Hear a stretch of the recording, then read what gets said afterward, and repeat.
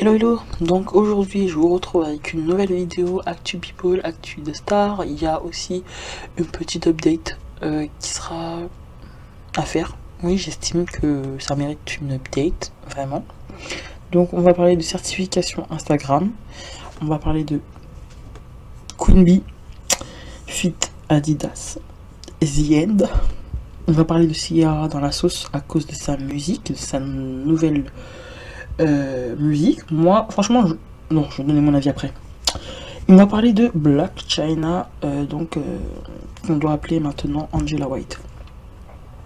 Donc, le premier sujet, c'est certification Instagram. La certification, comme vous le savez, c'est cette petite marque bleue que vous avez à côté de votre blaze quand vous êtes sur Instagram. Donc là, il y a une youtubeuse slash tiktokeuse slash instagrammeuse. Je sais pas si elle est youtubeuse, je fais que dire youtubeuse, mais je crois qu'elle est juste instagrammeuse slash tiktokeuse qui a fait une vidéo sur sa page. Donc pour vous synthétiser l'histoire, pour vous dire un peu qui est cette personne. En fait, elle fait des make-up avant-après, mais juste extraordinaire. Pour grossir un peu son avant, elle fait déjà un premier make-up pour s'en les dire. Et donc quand vous voyez le make-up final, l'après, elle est juste waouh, waouh, waouh, canonissime. Quand une personne est capable de faire un make-up où le avant et après, c'est deux choses différentes, genre à la limite tu te demandes si c'est la même personne, c'est que cette personne elle est talentueuse. Elle est venue et elle a parlé d'un truc qui était super intéressant. Elle a dit comme quoi que récemment, Instagram et Facebook, les deux là je crois qu'ils sont étroitement liés ou complètement liés, je sais pas du tout en vrai, juste que quand tu postes quelque chose sur Instagram, ça te propose de poster également sur Facebook, donc ils sont liés quoi qu'il en soit. Ils te proposent d'acheter des certifications. Donc j'avais déjà la puce qui était à l'oreille, elle me soufflait des petits trucs mais je voulais pas l'écouter, la puce là, et là quand cette fille-là, elle est venue faire sa vidéo, ça a juste confirmé ce que je pensais déjà. Je dis, attends, mais effectivement, j'ai vu une personne récemment choper cette petite pastille bleue, mais elle a pas 50 000, elle a pas des millions d'abonnés non plus. Et bon, après, tu me diras, quand je dis des millions d'abonnés, même si tu fais la moitié du million, tu peux déjà être certifié même en dessous. Genre, il y a des gens, ils ont 200K, 300K, 400K, 500K. Ça dépend en fait vraiment du travail que tu as fourni sur la plateforme, on est d'accord. Il y a des gens, ils ont rien à proposer, leur contenu il est pas intéressant. Et ils ont cette certification. Après, la fille en question, elle, son contenu, ça va, c'est intéressant. Mais j'avais trouvé qu'elle l'avait eu vachement rapidement, son truc bleu. Je me suis dit, oula, c'est rapide quoi. Et quand cette fille-là, elle est venue avec son post en disant que oui, il y avait possibilité d'acheter des petites pastilles bleues, j'ai dit, ah d'accord, ding ding ding, c'est ça en fait. C'est la raison pour laquelle cette fille-là, sûrement, peut-être, je ne sais pas, peut-être, c'est la raison pour laquelle elle a cette petite pastille bleue. Après, mon avis est partagé sur cette pastille bleue. Je vais vous expliquer pourquoi. Donc, de base, quand tu as cette certification, ça t'ouvre des portes, c'est clair. Mais derrière, il faut avoir un truc à proposer.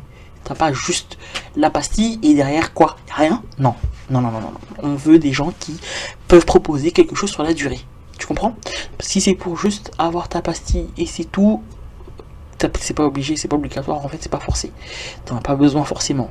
Après, il y a des personnes, grâce à cette pastille, ça peut leur ouvrir des portes, ça peut les aider dans leur business, dans ce qu'ils ont à faire, ce qu'ils ont à entreprendre par la suite. Donc, c'est pour ça que je suis assez mitigé. On te dit en principe, cette pastille-là, tu l'as avec la sueur de ton front. Ok, genre t'as bossé sur ton contenu, etc. Tu t'es donné tout ça pour avoir un feed qui est carré, qui est nickel, etc. Donc on te récompense avec cette petite pastille bleue. Mais si maintenant tout le monde peut avoir cette pastille bleue sans avoir fourni le moindre effort, où est l'intérêt? Ça perd toute sa valeur en fait.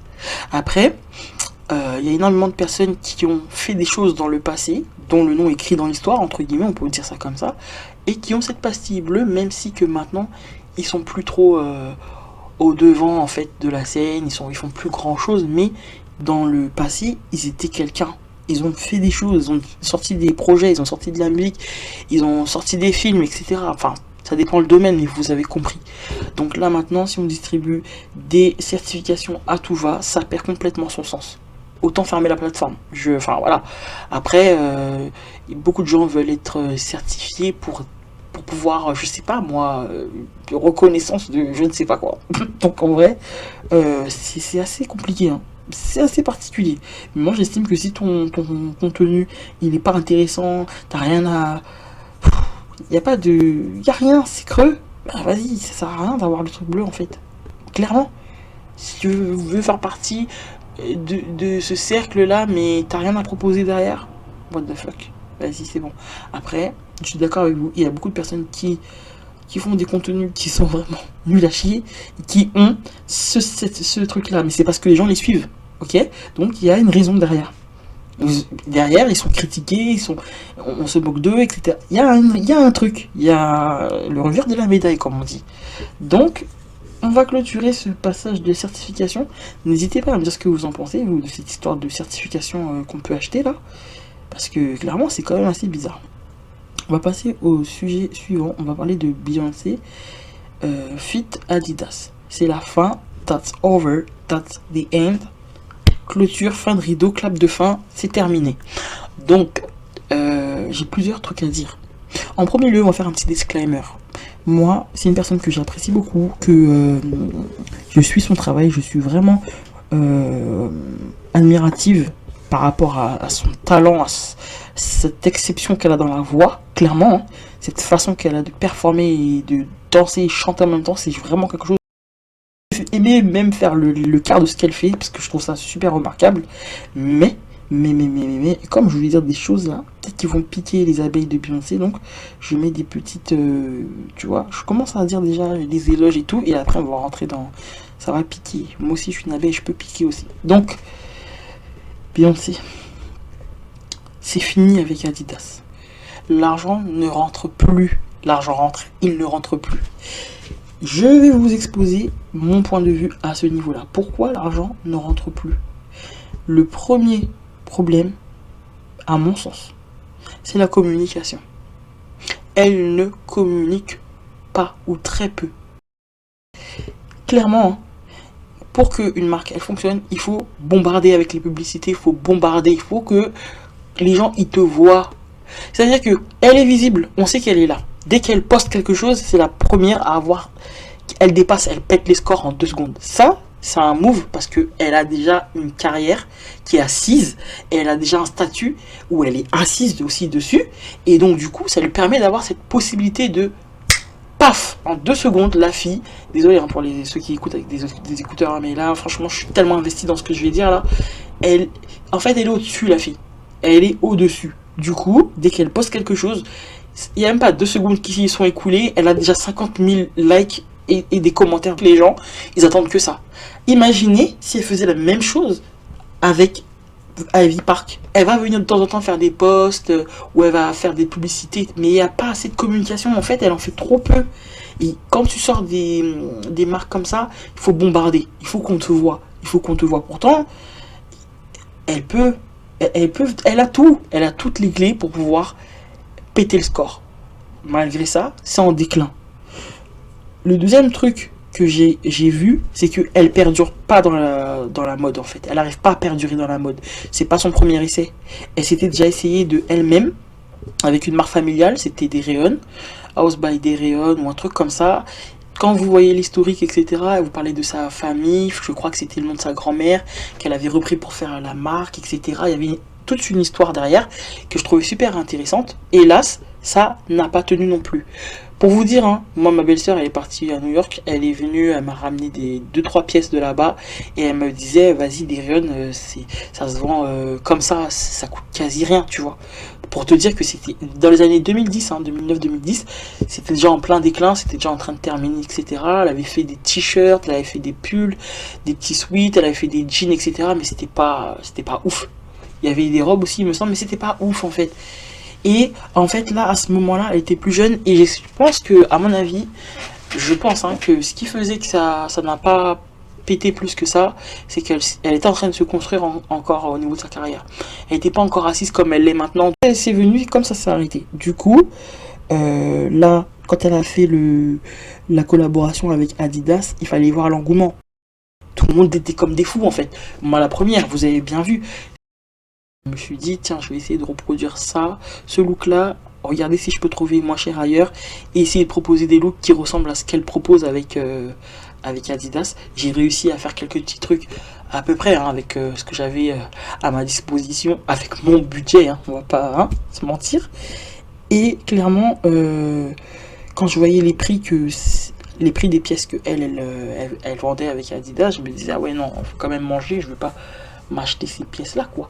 Donc, il y a des gens qui ont acheté, hein, les Behave, là, ils ont acheté, ils avaient des sous, et je pense qu'il y en a qui ont mangé des pâtes à l'eau pendant un moment, mais écoutez, quand tu aimes, tu me comptes pas. Donc, ils ont acheté, mais derrière, ça s'est essoufflé parce que elle n'est pas assez, elle communique pas, elle n'est pas assez proche de sa communauté à ce niveau-là. Elle a fait des box. Ah, ça, franchement, je vous jure, j'avais la bouche qui salivait. Je me disais, putain, pourquoi j'ai pas une chance de recevoir. Mais je suis qui? Je vais jamais recevoir une box, mais je pense que si moi j'étais dans cet état-là, je pense que d'autres personnes l'ont été, tu vois. Après, moi, je suis pas une fan à 100%. J'aime bien juste son travail, c'est tout. Mais je pense que si elle s'était au moins dans chaque pays où elle sait que, vas-y, son audience, de toute façon, c'est à l'international. Si elle avait essayé au moins de regarder si elle pouvait envoyer même 50 box à des fans vraiment qui sont vraiment des fans mais au taquet, mais ça aurait fait une. Là, c'était un move commercial de ouf en fait. Mais elle l'a pas fait. Donc, on va encore se rapprocher de la pastille bleue. Uniquement ceux qui avaient la pastille bleue pouvaient recevoir ce genre d'attention. Et quelques influenceurs, on va pas se mentir, quelques influenceurs ont reçu aussi cette box en question là. Moi j'étais là en train de regarder, je me disais putain, les gens ils ont le droit à avoir ce genre de truc. Mais non, on va jamais l'avoir, c'est clair, mais tu peux saliver quand même, t'as le droit. Et donc je trouvais ça super sympa et tout. Ouais, t'as une box, t'as différentes pièces que tu peux assembler les unes avec les autres et tout ça. Et elle avait des idées et elle aurait pu développer d'autres choses. Un truc tout con, quand elle a sorti la box Ice là, j'ai dit ah non là la fille elle est trop loin. Elle avait sorti une collection où c'était Ice et à un moment donné il y avait une paire dans une boîte en glace. Genre de la glace quoi. Tu devais pour récupérer ta paire casser ce bloc de glace et elle avait envoyé ça pour Lily Ali. J'avais dit non, c'est trop lourd le truc.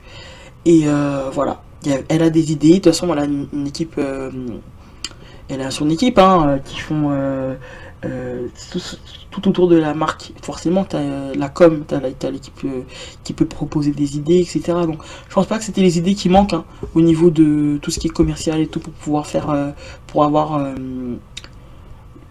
l'œil sur la marque en fait.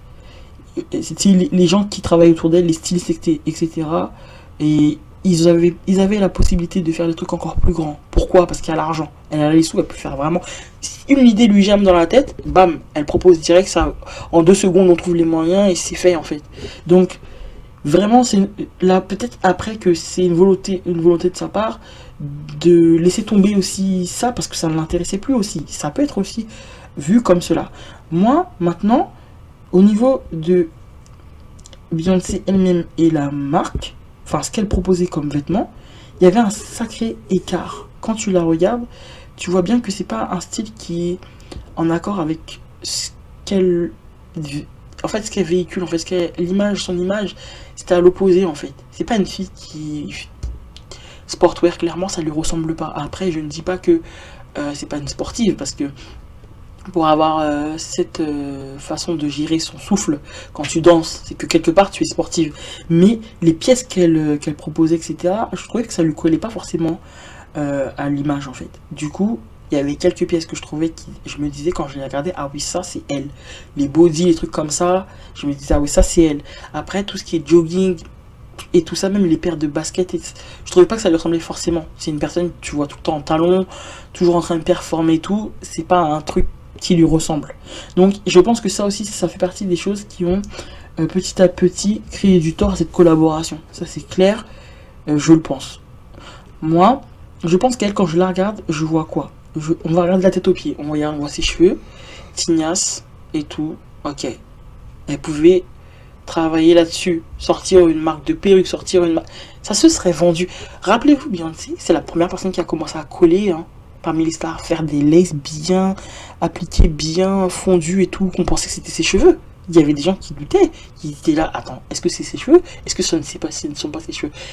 Elle fait partie des gens qui étaient numéro un à ce niveau-là. Les laces super bien pleines. D'ailleurs, il y avait même à un moment donné une lace qui avait collé, qui avait été mal posée, qui avait tiré, ça avait fait des plis, et c'est là qu'on avait su que madame avait une perruque qui était collée. Mais avant ça, c'était tellement bien fait, parce qu'il y a toujours des ratés, donc je pense que la personne qui avait collé sa perruque, là, elle a dû se faire virer, mais directement quand les photos sont sorties. Mais c'était elle, hein. Elle était quand même parmi les premières qui avaient ça bien installé, etc. Et qu'on n'y voyait que du feu. Ok? Donc, moi j'ai dit, je la prends la tête aux pieds, hein. On regarde sur quoi elle aurait pu s'accorder à faire quelque chose de florissant. Les cheveux. En deuxièmement, Beyoncé, c'est un visage, on va pas se mentir. Tu te concentres sur du make-up. Elle a une peau qui est flawless presque. Enfin, elle a des imperfections comme tout le monde. Mais sa peau, quand tu la regardes à au premier abord, peut-être qu'elle va avoir quelques petits boutons, quelques petites taches, mais c'est pas flagrant du tout. Je veux te dire, parce que quand tu regardes ses make-up, ça fait jamais qui. C'est vraiment... C'est flawless en fait. Donc déjà pour avoir cette base, il faut déjà avoir une bonne peau.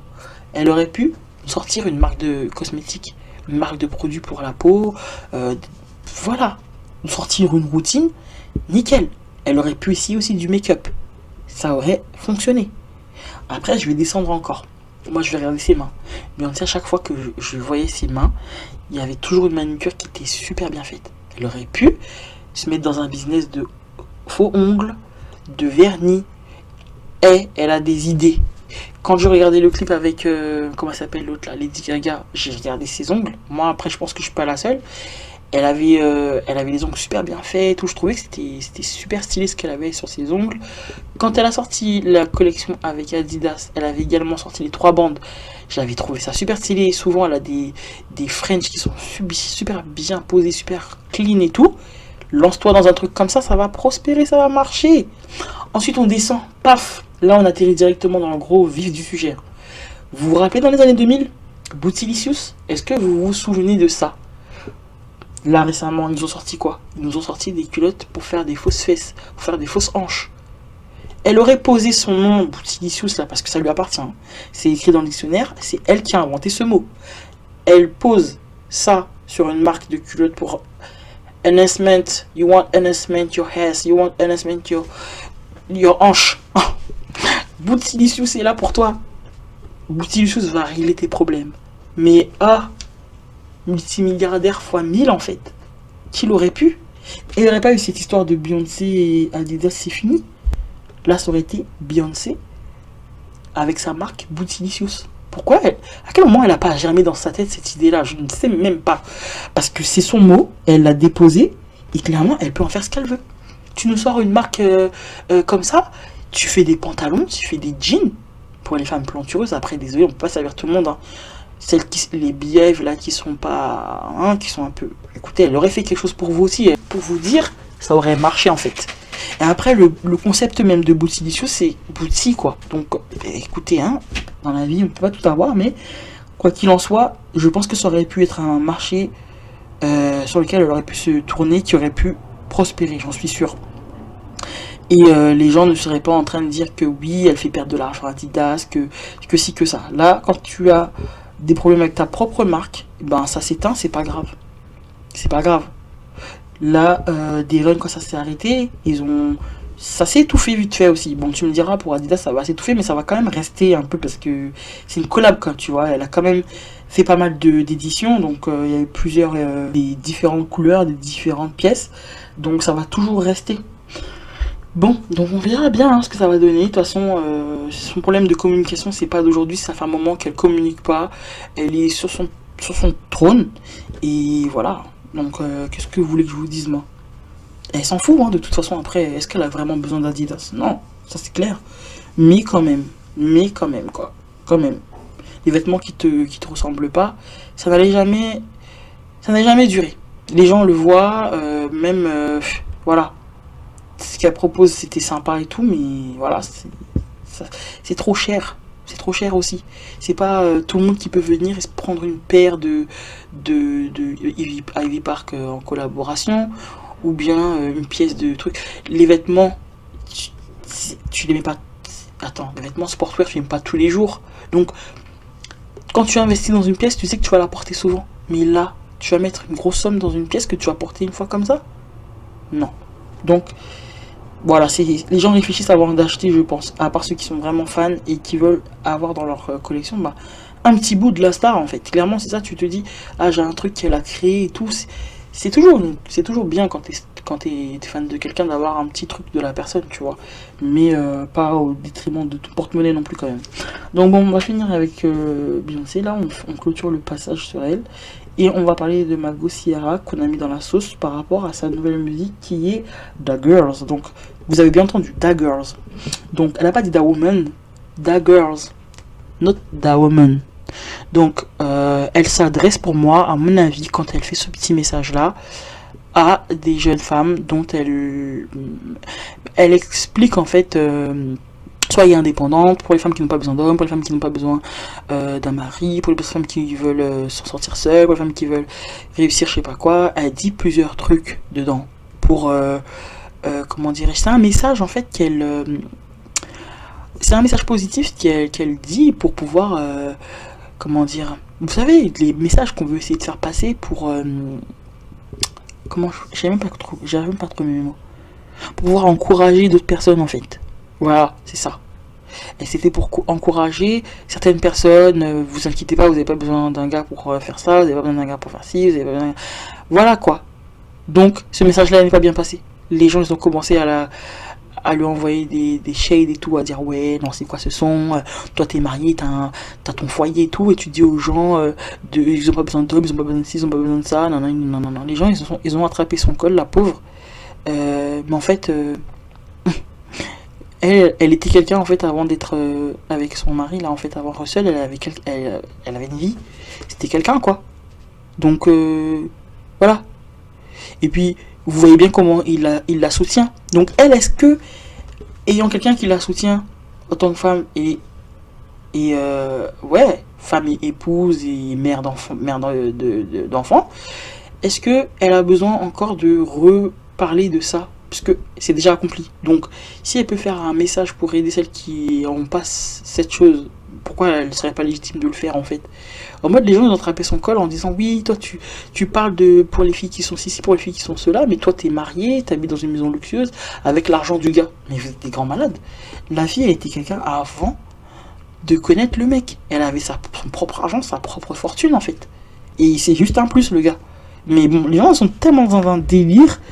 Oui, en plus, il la compare à Beyoncé en disant oui, regardez, son clip, il ressemble au clip de 7-Eleven, mais n'importe quoi, en fait. Donc, du coup, maintenant, faire des clips où on est en train de s'enjailler avec d'autres femmes dans une maison, dans un un appartement ou quoi, avec des trucs girly, comme si on est en train de faire la fête entre femmes et tout, ça y est, c'est réservé qu'à une seule personne. Non, mais il faut arrêter, en fait, 2 minutes, d'attraper le col des gens pour tout et n'importe quoi, en fait. Elle avait répondu avec un bon claqueback. Je sais plus ce qu'elle avait dit, mais elle leur avait bien répondu parce que elle dérange personne. Elle fait ses petits sons depuis qu'elle est là. Ça fait un moment qu'elle est là. Elle est dans le game depuis longtemps. Elle perdure comme elle peut. Donc, laissez-la faire son truc en fait. Elle dérange personne. Elle est pas problématique. Elle critique pas. Elle envoie pas de shade. Elle fait juste ses petits sons tranquilles. Elle s'occupe de sa famille, de son mari. Et vous êtes là à envoyer des pics. Mais si ça vous touche, c'est tellement que ça. Mais n'écoutez pas. Surtout que le nom, c'est Da Girls. C'est pas Da Woman. Donc en gros, elle parle peut-être pour une audience plus jeune. Genre, quand tu as la vingtaine d'années, / début de 30 ans, c'est peut-être un message qui est dirigé pour cette tranche d'âge-là, en fait. Parce que c'est pas parce que maintenant, elle est une femme mariée et mère d'enfant qu'elle ne peut pas s'adresser à un public plus jeune, en fait. Surtout que quand tu la regardes d'apparence, la Ciara, elle fait jeune. Elle fait jeune. Et on va revenir à Beyoncé. La même collaboration là qu'on a fait avec Beyoncé et Ivy Park. Donnez cette collaboration avec Ciara, vous allez voir. Ciara, elle colle au personnage. Ciara, quand tu la vois, elle fait sportwear et sexy en même temps. Tu vois? Tandis que Beyoncé, quand tu la regardes, elle fait femme classe, de grande marque. grande marque de bijoux, grande marque de designer pour l'habiller, etc. Ça colle pas avec Ivy Park et Adidas. Par contre, Ciara, comme vous voulez toujours comparer les deux, alors moi je vais vous dire, si on avait donné la collaboration à Ciara, elle l'aurait bien porté les pièces et ça aurait coulé de source en fait. Il y aurait eu, en fait, ça aurait été tellement logique. Mais bon, vous voulez comparer, on va comparer. Je suis désolé, hein, mais quand moi je regarde Ciara, je vois que elle colle parfaitement avec la collection de Ivy Park. Faut être le reflet de ce que tu présentes. Et Beyoncé, je suis désolé, hein, il y a des endroits, il y a des moments où ça passait, il y a des moments où ça ne passait pas. Ça faisait un peu cringe. Ça n'allait pas. Ça n'allait pas du tout. Bref, je clôture le passage sur Mago Ciara. Ils ont essayé de la mettre dans la sauce. Oui, tu n'es pas célib, tu es marié, tu fais des trucs, tu dis ça, tu dis ci, mais en attendant, elle fait pas des sons que pour les gens qui sont en couple en fait. Elle peut aussi s'adresser à d'autres personnes. Donc voilà, c'était ça pour elle. Ensuite, il y a l'update avec Black China. Pour vous dire, hein, le passage sur Black China, j'ai même fait une pause pour parler de ça parce que c'est vraiment grave en fait. Moi, je trouve que c'est très grave. Hein. Et donc, comme vous le savez, elle retire tout ce qui est artifice. Elle se débarrasse de pas mal de choses pour, je pense, s'alléger un peu. Je vais dire ça comme ça. Et là, récemment, là, on apprend quoi? Elle avait un tatouage. Elle avait un tatouage de Baphomet, quoi. Non, mais vous vous rendez compte sur la fesse? Je sais pas si c'est sur la droite, sur la gauche, on s'en fout, mais en tout cas, elle est en train de faire une séance où elle détatoue tout ça, quoi. Quand elle a dit ça sur le post, au début, je pensais que c'était qu'elle avait, comme elle se retourne vers la religion, etc. Je me suis dit, sûrement, elle a dit ça, mais parce que, genre, elle pense que c'est mal de se tatouer, donc elle a donné ce nom-là au tatouage, en général. Mais non, clairement, c'était vraiment celui dont on ne doit pas prononcer le nom, dont elle s'est tatouée. Mais j'ai dit, non, mais quelle vie elle avait pour faire ça? Vous vous rendez pas compte, c'est pas une fleur qu'elle a tatouée. C'est pas une petite coccinelle. C'est pas le nom de son chien. Non, mais what? J'ai dit non, non, non, non, non. J'étais choquée. Quelle vie elle menait pour pouvoir... L'état d'esprit dans lequel elle était pour pouvoir faire ça. Donc, au tout début, on te montre qu'elle détatoue le nom de Taiga, puis elle détatoue le nom, il y a écrit Jay avec un cœur. Jay, c'est Jay Almighty. C'est une personne, un petit rappeur qu'elle fréquentait. D'ailleurs, j'entends même pas parler de lui. Et donc, elle a supprimé ce truc-là. Et le tatouage avec le nom de Taiga. Mais après, je me suis dit, c'est bizarre parce que Stevenson, c'est quand même le nom de son fils aussi, donc elle aurait pu le garder, mais je pense que comme il y avait une signification derrière le truc, elle l'a enlevé. Je pense que c'est la raison. En principe, on sait que les tatouages, ils ont une signification. Après, il y a des gens qui te diront que non, leur tatouage n'a pas de signification. Mais personnellement, moi, mes tatouages ont une signification. Je vais pas faire un truc comme ça au hasard. Il y aura toujours un truc, il y aura toujours un sens derrière en fait. Donc, personne ne se lève pour faire ça sans signification en fait. Personne ne se lève et se dit un beau matin, ah, je vais tatouer ça sur mon corps en fait. Je sais pas, c'est bizarre. Donc, c'est trop bizarre. Tu viens, tu tatoues l'ange déchu sur ton corps comme ça. Mais t'avais quelle vie? Je suis pas dans, je sais pas, je la juge pas, mais je trouve ça gros quand même. Après, les gens ils vont me dire oui, mais il y a bien des gens qui se tatouent des anges, des trucs, mais c'est déjà plus, c'est déjà plus joyeux, plus, je sais pas, je trouve que c'est très funeste comme funeste, lugubre, malsain, tout ce que tu veux, mais ça n'inspire rien de bon en fait. Oh punaise, il y a l'oralie qui est en train de ronfler à côté. Donc, franchement, je vais pas parler trop de ce sujet-là, puis c'est à côté. Donc, mais arrête de ronfler autant. Donc voilà, je vais pas m'attarder là-dessus sur ce sujet-là parce qu'il y a des ronflements, il y aura des ronflements dans la vidéo, c'est n'importe quoi. Donc du coup, On va clôturer sur ça. Mais la Black China, franchement, je suis contente pour elle. Ça a dû lui retirer un poids de ouf, quoi. De voir ce genre de tatouage sur le corps.